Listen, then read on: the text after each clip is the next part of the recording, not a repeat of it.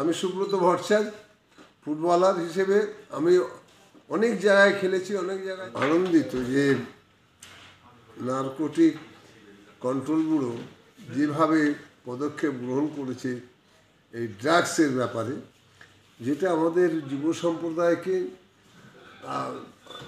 শূন্য পথের দিকে নিয়ে যাচ্ছে।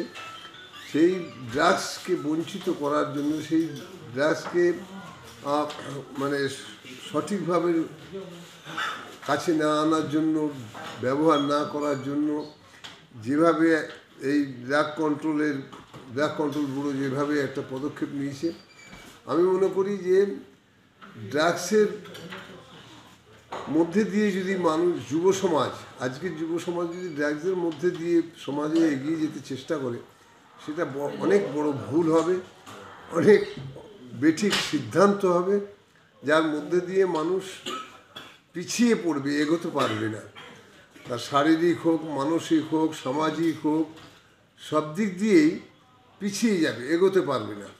সুতরাং আমি মনে করি যে ড্রাগ কন্ট্রোল ব্যুরো যেভাবে ওনারা উদ্যোগ নিয়েছেন, যে প্রয়াস ওনারা চালিয়েছেন, যে ড্রাগসটাকে বঞ্চিত করার জন্য যুব সমাজের কাছে যেভাবে বর্ণনা ওনারা দিচ্ছেন বা রাখছেন, সেগুলো আমার মনে হয় যে সঠিকভাবে করছেন। আমিও ওনাদের সাথেই আছি।